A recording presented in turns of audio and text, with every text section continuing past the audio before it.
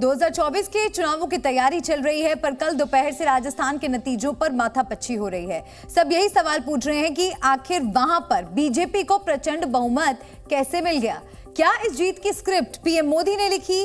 क्या इस हार के जिम्मेदार अशोक गहलोत हैं? इन सभी सवालों के जवाब आपको अगले 90 सेकंड में मिल जाएंगे।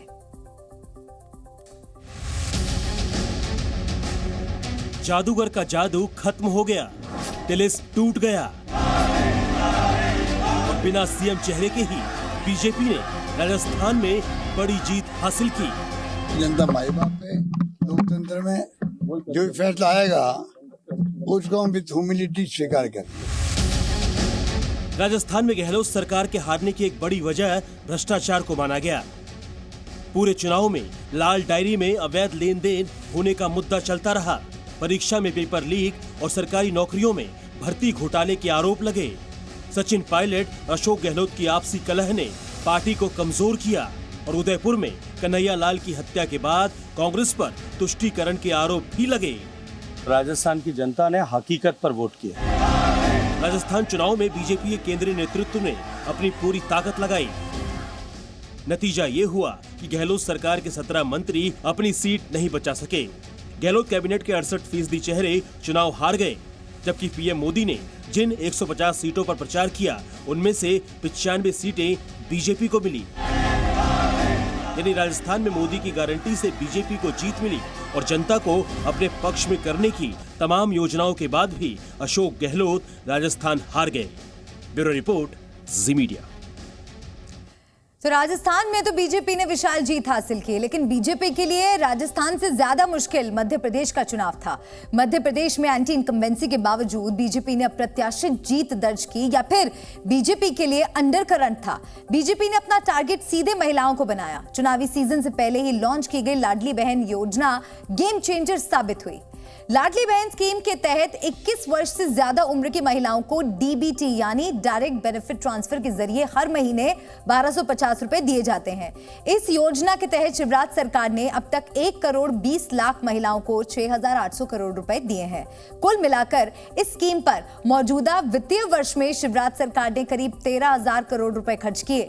ध्यान देने की बात है कि मध्य प्रदेश में करीब 48.5% महिला मतदाता हैं, पर उनका वोटिंग प्रतिशत 76% रहा, जबकि चुनाव में वोट देने वाले पुरुष मतदाताओं का आंकड़ा 74% ही रहा।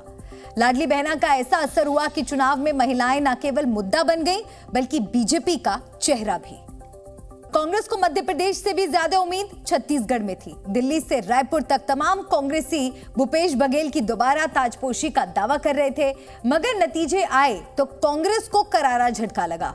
मुख्यमंत्री बघेल और कांग्रेस की रणनीति कैसे फेल हुई, इससे जुड़े ऐसे फैक्टर हैं जो भविष्य के लिए भी खतरे की घंटी बजा रहे हैं। वो तो समीक्षा करने से पता चलेगा, लेकिन अभी जनादेश भारतीय जनता पार्टी को मिला है और मैं उनको बधाई देता हूँ। बीजेपी को जीत की बधाई देने वाले भूपेश बघेल अब छत्तीसगढ़ के पूर्व सीएम हो गए हैं। छत्तीसगढ़ कांग्रेस के हाथ से क्यों फिसला? इसकी सबसे बड़ी वजह नेताओं का ओवर कॉन्फिडेंट होना माना जा रहा है। बघेल सरकार पर भ्रष्टाचार के गंभीर आरोप लगे, जिसे बीजेपी जनता तक पहुंचाने में कामयाब रही। महादेव सट्टेबाजी ऐप के घोटाले में सीएम भूपेश बघेल का नाम डायरेक्ट जुड़ा। छत्तीसगढ़ में विशेष जो घोटाले कांग्रेस पार्टी ने किए, चाहे वो कांग्रेस का शराब घोटाला हो, चाहे वो महादेव ऐप का घोटाला हो, यहाँ तक कि पीसीएस मतलब सरकारी नौकरी की भर्ती में भी जिस प्रकार से कांग्रेस के नेताओं ने अपने समर्थकों के बच्चों को नौकरी दी, गरीब जनमानस के अधिकारों का हनन किया, उसके प्रति भी जनता का बहुत बड़ा रोष था। कांग्रेस के लिए नतीजे इसलिए भी चौंकाने वाले हैं क्योंकि डिप्टी सीएम टीएस सिंहदेव समेत 9 मंत्री चुनाव हार गए। प्रदेश कांग्रेस अध्यक्ष दीपक बैज और विधानसभा उपाध्यक्ष संतराम नेताम भी अपनी सीट नहीं बचा पाए।